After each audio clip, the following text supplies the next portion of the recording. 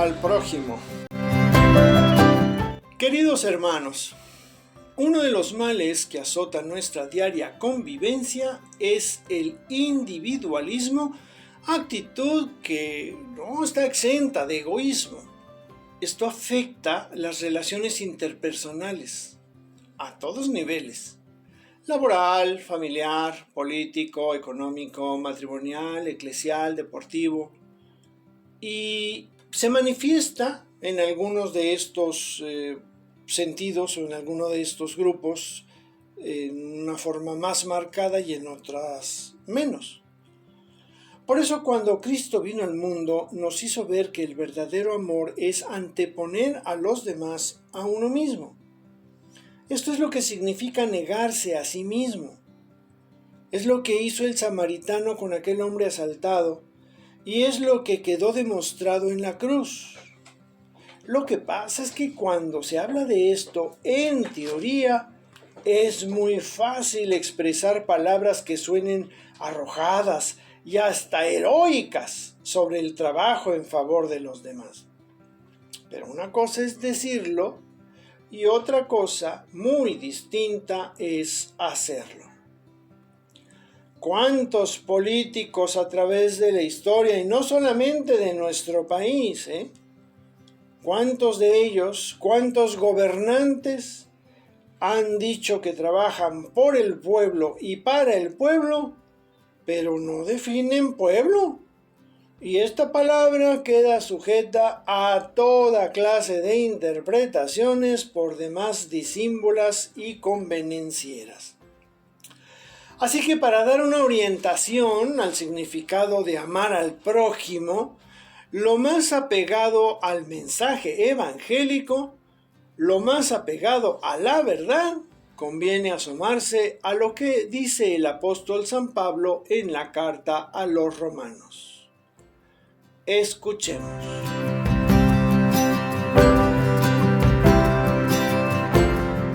Nosotros, los fuertes en la fe, debemos sobrellevar las flaquezas de los débiles sin buscar nuestro propio agrado.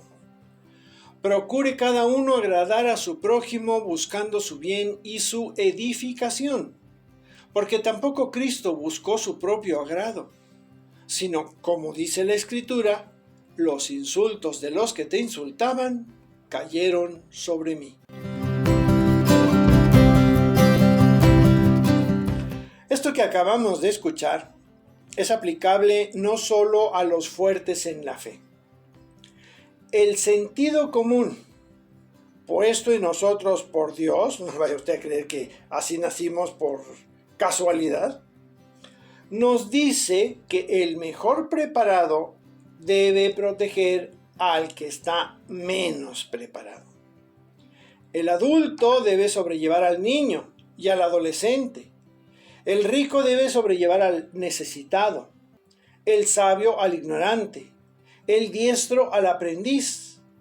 Lo mismo sea en el deporte, la pintura, la escultura, la música, la cuestión culinaria, la cuestión profesional. Y hasta aquí, pues todo va muy bien. Todo esto suena perfectamente lógico y razonable. La cosa se empieza a complicar cuando nuestro aprendiz no tiene ganas de aprender o de plano no tiene las cualidades necesarias para realizar un avance significativo en aquello que le estamos enseñando. Y entonces nos empezamos a desesperar y alzamos la voz y nos entran ganas de gritar o de salir corriendo. Y me parece que estas actitudes y sentimientos son el resultado de la discrepancia entre este mensaje evangélico que acabamos de escuchar y nuestras expectativas. Me explico. Cuando tú le enseñas a alguien algo, lo que sea, desde manejar un coche hasta manejar la escoba o un trapeador, bueno, lo que esperas es que esa persona aprenda y ese aprendizaje genere un beneficio, ya sea para el mismo aprendiz, como para quien le está enseñando, o para la comunidad en la cual vive. En el caso del auto, el beneficio puede ser que se desplace de un lugar a otro con facilidad, ahorrando tiempo, lo que le permitirá realizar más actividades. Pongamos, por ejemplo, un vendedor que tiene que recorrer varias empresas distantes unas de otras. También puede ser en beneficio de quien le enseña, ya sea el dueño del negocio, o un compañero que le da aventón. También puede beneficiar a la comunidad, digamos el comercio en general de una localidad, el que un vendedor sea un componente más activo y eficiente en la maquinaria de bienes y servicios. Al visitar a sus clientes y más clientes, evita que estos se desplacen para buscar los productos que necesitan o de plano cambien de marca. Si nuestro vendedor aprende a manejar bien, todos felices. Pero, ¿qué pasa cuando el vendedor no tiene las características necesarias para ser un buen conductor? O digamos que sí las tiene, pero lo que no tiene es esa disposición para aprender.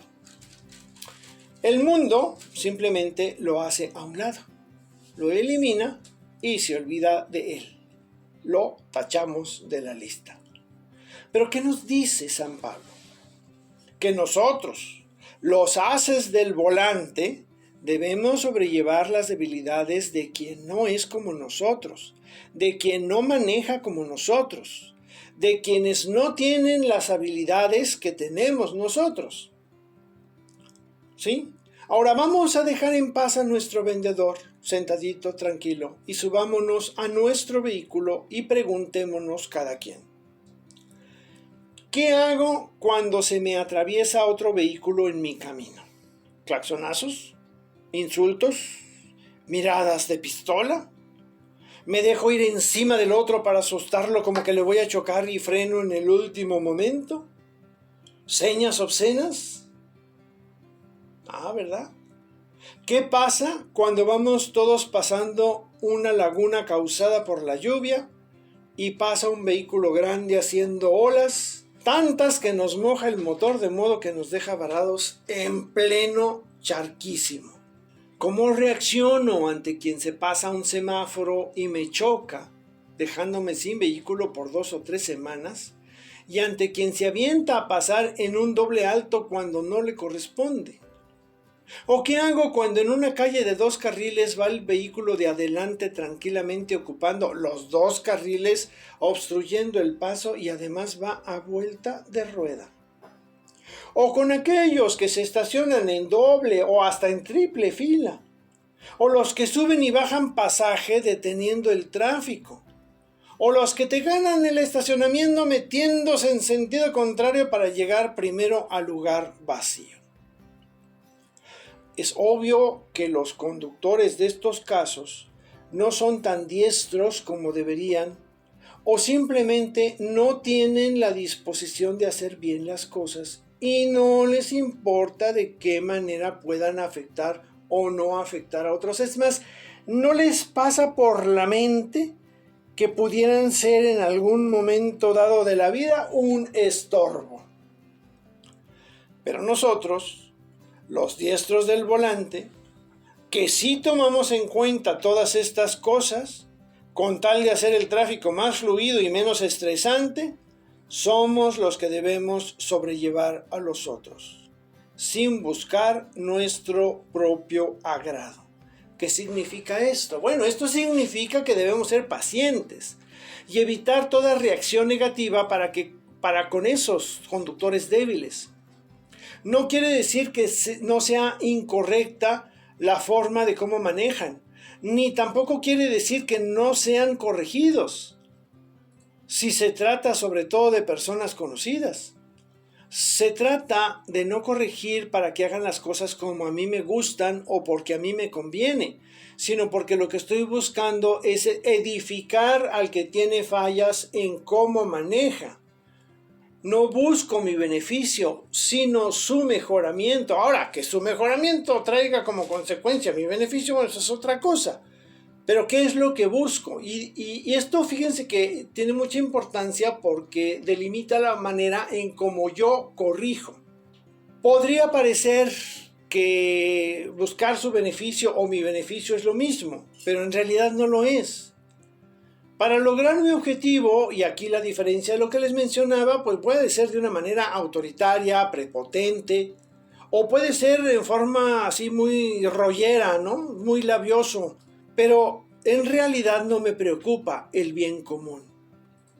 Para buscar la mejora del otro, primero debo ser paciente, convincente, congruente, sobre todo, y alguna que otra cualidad más, porque lo que busco es la edificación del débil, del ignorante, del que necesita aprender, de que le vale gorro las reglas. La diferencia en la intención es muy sutil, pero en el actuar es más clara. Dime cómo reaccionas y te diré si efectivamente buscas el bien y la edificación de tu prójimo o en realidad lo que buscas es un beneficio personal. La carta, mis queridos hermanos, es clara en este sentido. Los que nos confundimos a base de excusas, a base de pretextos, somos nosotros. Soy Jorge Cervantes del Instituto Bíblico San Jerónimo. Hasta la próxima.